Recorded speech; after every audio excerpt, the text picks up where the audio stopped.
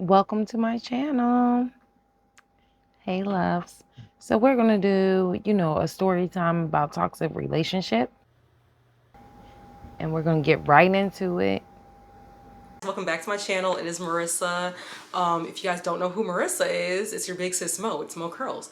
I know my hair is starting to look crazy, y'all. Like, I went out last night. The bottom, you can literally see that it's like starting to curl back up. I'm going to wash it soon, I promise. Probably on like Wednesday or something. So I wanted to talk about like toxic relationships, specifically, I'll say specifically my most significant relationship. It was also my longest one. We almost made it to 5 years. So I'll say we were in a relationship for like 4 years. And then that last year was like on and off. Let me also make this very clear. This is in no way any hate to my ex. Me and him don't have any issues. I think he still watches my YouTube videos. I don't know. When we were in a relationship as like a boyfriend thing, he would watch my YouTube videos, it was sweet. So if he does see this, it's my story to tell. But this is in no way like me trying to like shade him or whatever. We don't have any issues. We're not friends, but we don't have no problems. So let me just start by saying that when me and him met, I'm gonna just take ownership. I lied a lot in the beginning of the relationship, and it's because I didn't want him to think less of me. So my ex is 2 years older. First of all, honey, when you lie in the beginning of a relationship, he's not going to believe anything else. I get it. You want to, hype yourself up, make sure you're this, that, perfect, whatever. But once you start lying, it's a wrap. Like, that relationship ain't going to last. Like, between both of y'all. Like, if he lied, it's not going to last. You lying, it's not going to last. You're trying to fill a person out. You're trying to see, exactly what's going on with them. And more than likely, he can pick out these lies. I'm gonna just take ownership. I lied a lot in the beginning of the relationship, and it's because I didn't want him to think less of me. So my ex is 2 years older than me. When we met, I think I was like, we talked for like a year, I think. We both are from upstate New York, but he was living in one city, I was living in another. So I would literally drive 45 minutes to see him. Or sometimes he would come back to the city that we're from. But I think I was like 24 or maybe 25 when we met. If some of you guys are going back to my dating older men experience and be like, wait a second, you said you were 23, 24 dating that older man. Like I said, until you're in a serious relationship and exclusive with somebody, you better date them all. No, ma'am, we're not dating them all. If you're feeling that person, whatever the case may be, you didn't even give him a chance. You just decided, oh, well, he's another guy or whatever, and you're gonna date them all. We're not gonna do that. You have to have some self-respect at the end of the day. If you're dating somebody, date that person, because you don't never know what they're gonna come with. They could be the best person you ever dated in your life, but you wouldn't know because you want to date them all. That's never gonna work, ever.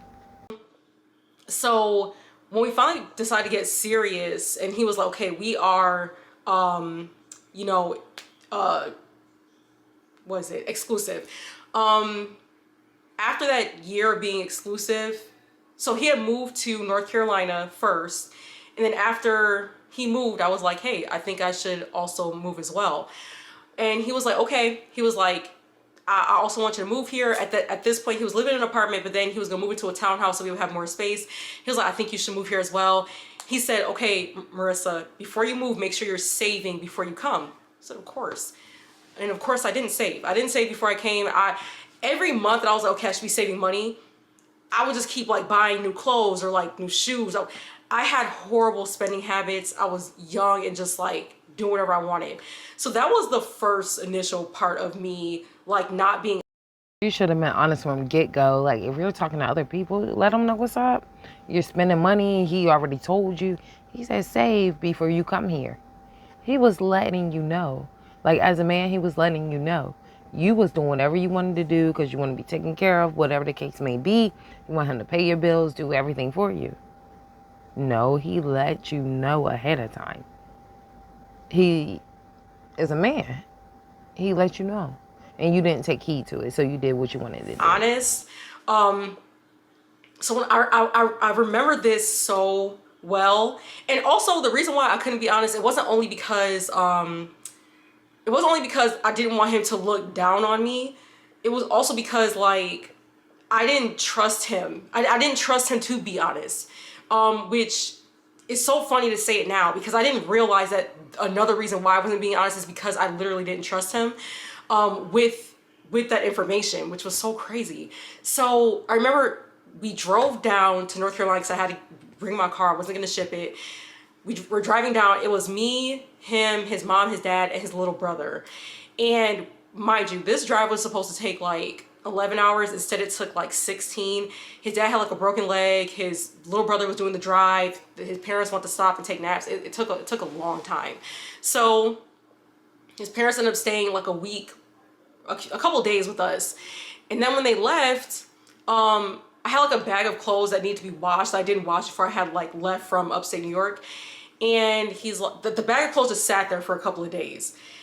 The reason why I did is because by the time I like got to North Carolina, I was like broke. Like mind you, I didn't save anything. And then I was spending the money, the little bit of money that I did finally save. By the time we got to North Carolina, I had spent it. So the townhouse that we lived in, it was in a community where you had to walk down to the washer and dryer and you had to pay to wash your clothes. So he was like, you know, when are you gonna wash these clothes? And I'm just like, I'm gonna wash them. Little did he know, I literally didn't have the money to wash them.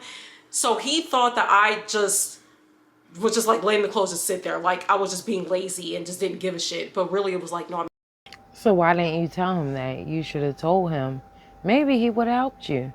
Just wash the damn clothes. Like, I'm not understanding. Like, he said, why aren't you washing these clothes? And you, oh, but you didn't have the money. Just be honest about it.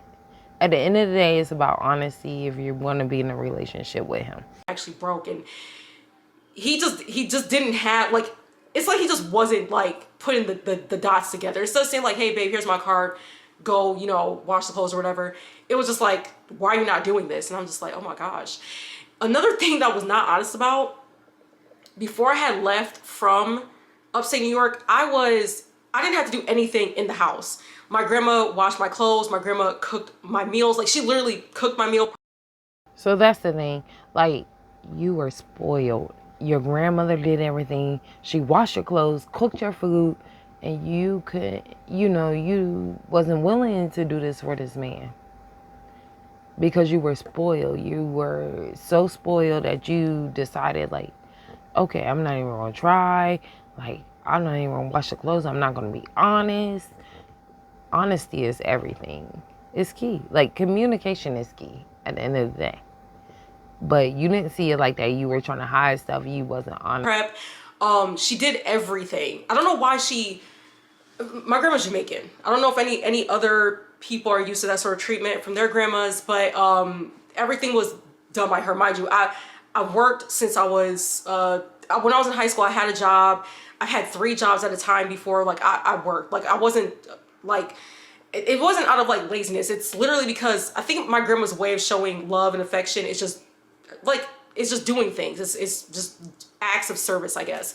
So I had never washed clothes. So when I moved to North Carolina, he's like, okay, like, you know, I think I had washed all the, like, the color clothes and white clothes together, which I knew was a no-no, but it also tracks because I just didn't really have money to wash them separately. Child, it was a struggle. It was a struggle. So, within like 3 months of us living together, I noticed that the woman that he wanted is a woman that I never wanted to be. He wanted like a Betty homemaker. Like he wanted meals cooked like every day. Like, I washed my clothes and his clothes. Like he literally wanted somebody who was like his mom, which his mom was like a stay-at-home mom. She didn't work. I don't want to tell too much of her. What's wrong with that? Like, he wanted you to be a housewife, basically. So you're telling me he wanted you to be a housewife, somebody like his mom. She stayed home. You know, y'all fight back on this. Y'all give so much pushback.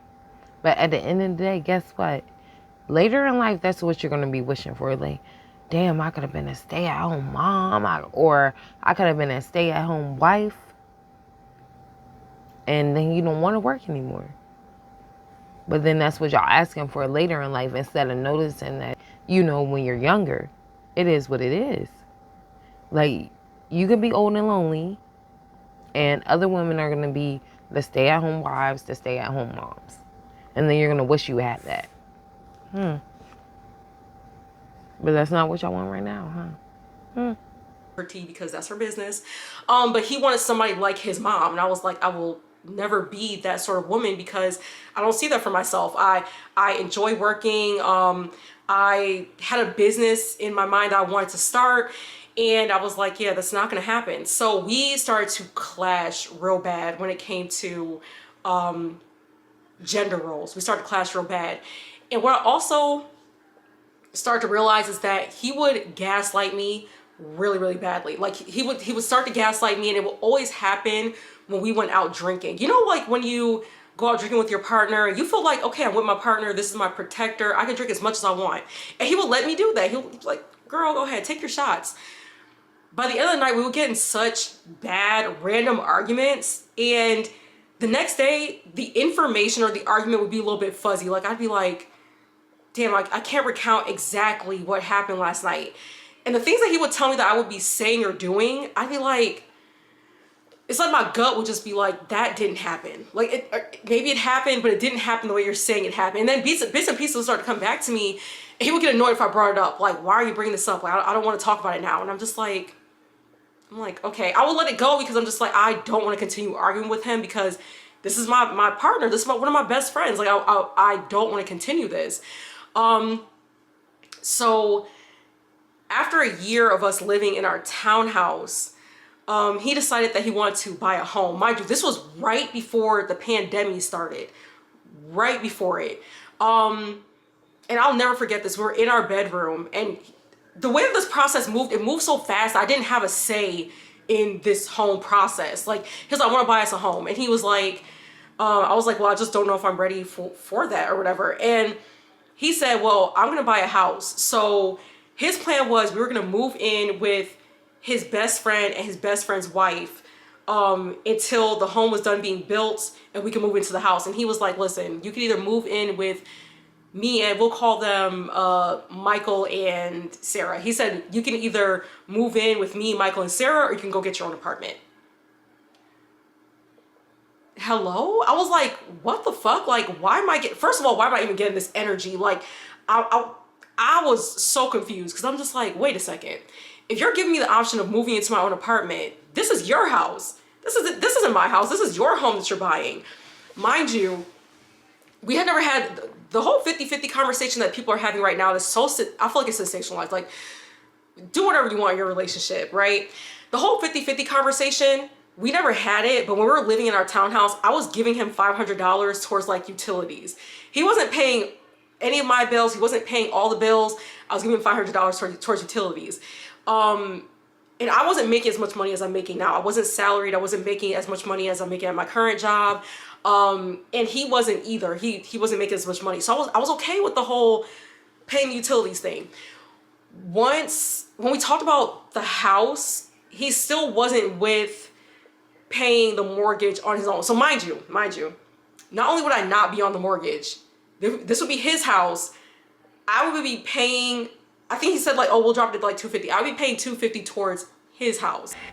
Okay, so what's the problem? Like, he is providing for y'all. He gave you an option. If you don't want to be here, then leave. But if he's saying, okay, this is what it is, I'm getting a house, like, he's offering, like, he's inviting you to come live with him, if that's what you want to do. So, therefore, he ain't gonna drop the payment down for you to live there, if that's what you want to do. So, what is the issue? What's the problem? What's the issue? I'm trying to figure it out. $250, like, girl, you got it going on. But you didn't see that. You want to be masculine, and you're in like that masculine energy. Like, he's offering. Like, okay, this is what it is. I'm sure more than likely he is paying majority of the bills. It is what it is. He's still giving you that option to come live with him. So why do you have a problem? Let's see. So I was like, what the fuck? Like, I feel like I'm getting the bad end of the stick here. Like, wait a second. Now at this point, so before when we would argue, I would be like shutting down. Like I would start to shut down. Like we would be arguing. He knew that a trigger for me. This is like I'm so like on both sides of the spectrum with this. But you know how people be like, don't tell the new guy that you're talking to or the new person that you're trying to get involved with, don't tell them what you went through in the past because they'll use it against you. Man, a trigger for me, and this is a trigger from childhood, is if somebody ices me out and just doesn't speak to me. Like if they're mad at me and they just don't talk to me, that's a huge trigger for me from childhood. And I told him that because, you know, this is my partner. I love him. I want to be open with him. He would, when I tell you he would ice me out, I mean, he would go days without talking to me, like icing me out, not speaking. I would be crying in this man's face. He didn't give a shit. He blank. I don't give a shit. Like, you cried so many times. What are you crying for? Like, I don't even believe that. At this point, I just felt like he felt it was like crocodile tears. So he was like, I don't care. And that was when we were living in our apartment. So the bad arguments that were happening behind closed doors. Please, let me tell y'all something. Check on your friend who's in a serious relationship, who posts quotes about what women should be doing, what women shouldn't be doing, and how amazing her relationship is, and the one who gives random unsolicited advice, because I was her in that relationship. I was posting the quotes on Facebook. I was, you know, doing little story quotes, and oh, every day is Valentine's Day with it. As every day should be Valentine's Day with him. Like, cook, clean, whatever, you know. Just do what you gotta do at the end of the day. I done been there, done that, you know. I done got in trouble. Like, I'm being real. I done got in trouble for not doing what I was supposed to do. Like, at the end of the day, just do what you're supposed to do. And everything goes smooth. My babe will tell you everything a man wants. He's giving it to you real. He's giving it to you raw.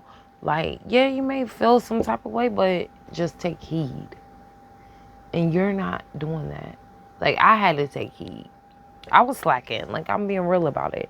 I was slacking, and I have to step my game up, and that's just what it is.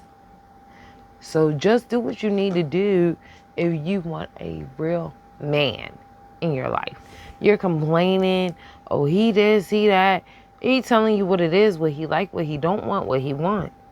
And if he wanted you to be a stay-at-home wife, so be it. Like, that's the best life.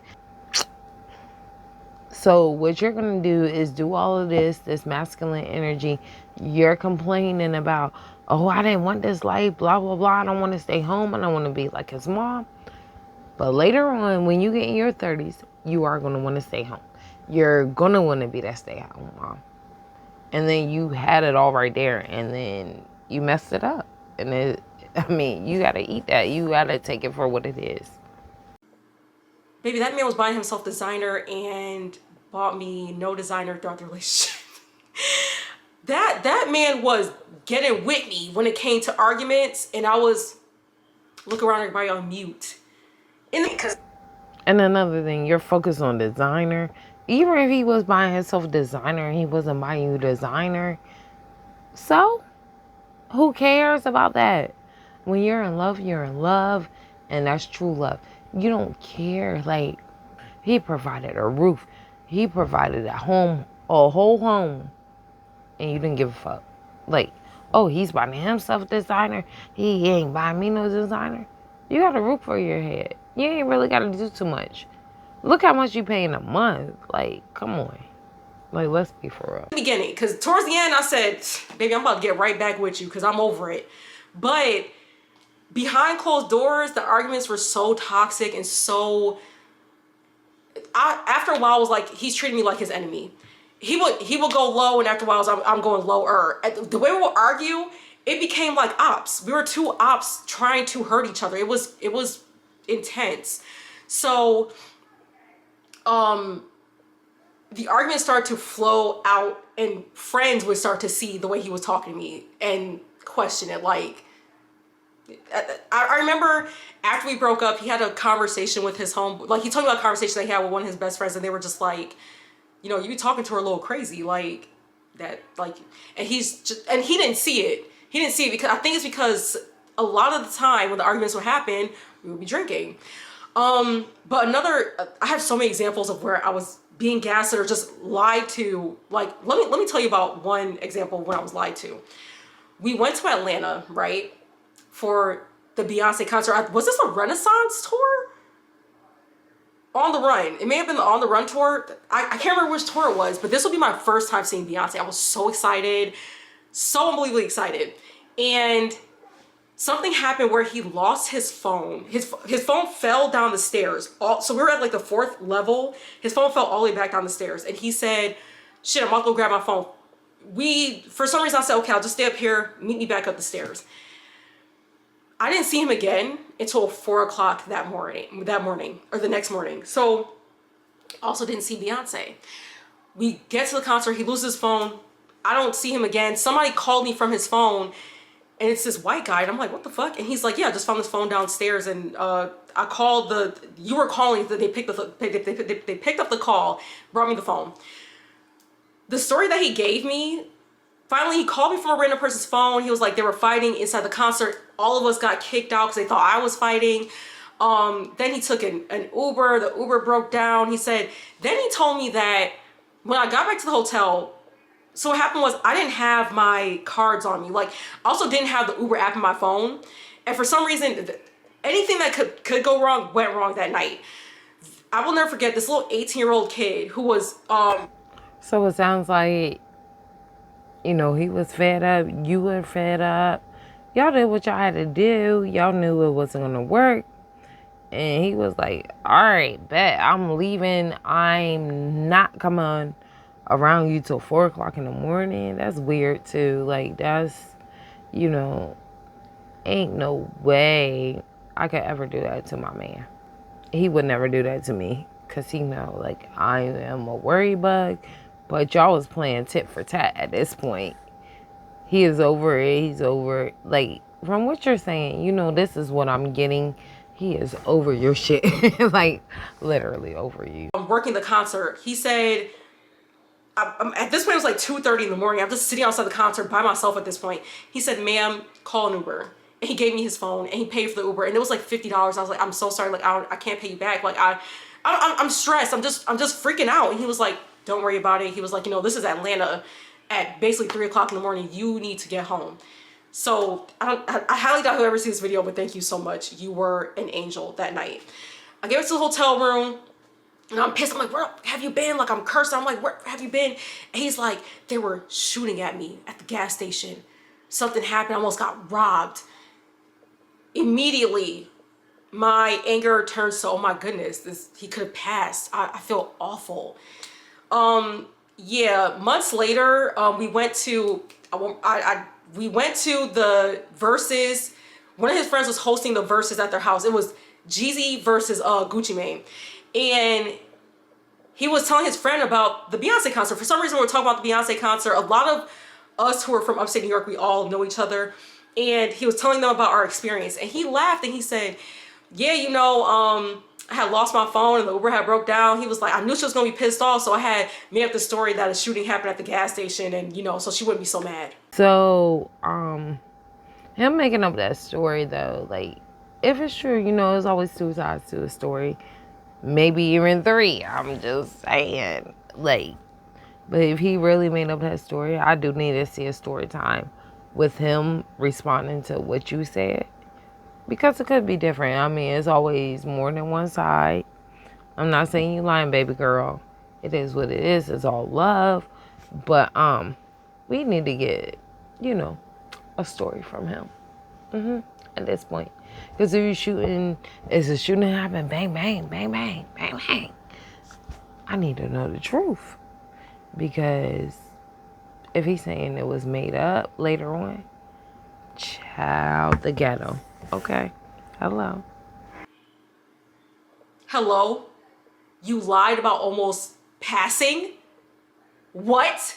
And mind you, that wasn't, let me give you another example. This is so crazy. This one we had broke up, and now he was living in his house. I'm sorry if I'm all over the place. I'm just thinking of the craziness. Now he was living in his house, and I was on the phone with him. I was pissed off about something. And I always said, if a man ever called me out my name, I'm out. He called me a bitch on the phone. And he was screaming. He said, bitch. And he hung up the phone on me. I said, oh, you lost your fucking mind. I'm sorry. I can't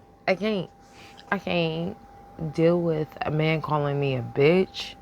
Because I never call a man out his name. I think you're the highest. You're a king. You know what I mean? Putting you on a pedestal. Please don't call me out my name, because I will never respect you ever, ever, ever, ever again.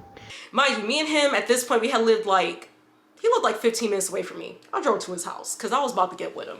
Drove to his house, and you know, he had one of those passcodes on the door where you could like punch in like the number, like the passcode or whatever to the door instead of like unlocking it with a key. I punched in the number. He had changed it before he had left the house. His cousin, though, mind you, I run the doorbell because I didn't know if he was home or not. His cousin was home. His cousin's like, hey, cuz, like, you know, what's up? And I'm like, oh, nothing, mind you. At this point, I turn off the madness. I'm just like, oh, nothing. Like, you know, where is he? We're gonna call my ex Tyler. I'm like, where's Tyler? And his cousin's just like, oh, you know, he stepped out for a second, but I'll let you in. Period. Let me in. Let me in. So I get in the house, and I'm just sitting at the dining room table waiting for him to walk through the door. He comes in, and I'm like, so you called me a bitch? Like, what's good? And so he's like, Marissa, like, and he looks like dread is on his face. I'm like, okay, what's going on? He's like, I just got pulled over by 2 cops. They walked up, Glockies out, pointed at me. And I'm just like, oh my God, this man could have died. I'm over here pissed off because he called me the B word. Which in my head, I'm like, he called you the B word. But I'm just like, I feel terrible. So apparently you fell for the bullshit yet again. I mean, but you weren't innocent either, and neither was he. So y'all were just playing games or whatever. Y'all didn't need to be together. Like, it is what it is. It's no need to be together, because you're playing, he's playing. You was like, oh, date all of them, blah, blah, blah. And he's like, oh, I got pulled over. And then the last one before that, he was like, oh, I got shot at, blah, blah, blah. Y'all playing games with each other. Y'all are toxic to each other, and ain't no reason in being together. But I mean, to each his own. Unarmed, I feel terrible. He disarmed me again. Months later, we're at like a cute little get together at game night, and he admits that part never happened. Did he get pulled over? Yeah, he did get pulled over, so he claimed. There were no Glockies. No Glockies were pulled out on him. What? So I'm just like, yo, this man is a pathological liar. Like, it actually started to scare me how easily he was lying to me, and how it would disarm me every time, to the point where I was like, I really do have to leave this person, because if you're lying about this, and these are big, mind you, these are not small lies, these are big lies, I started to get scared of what else he might be lying about.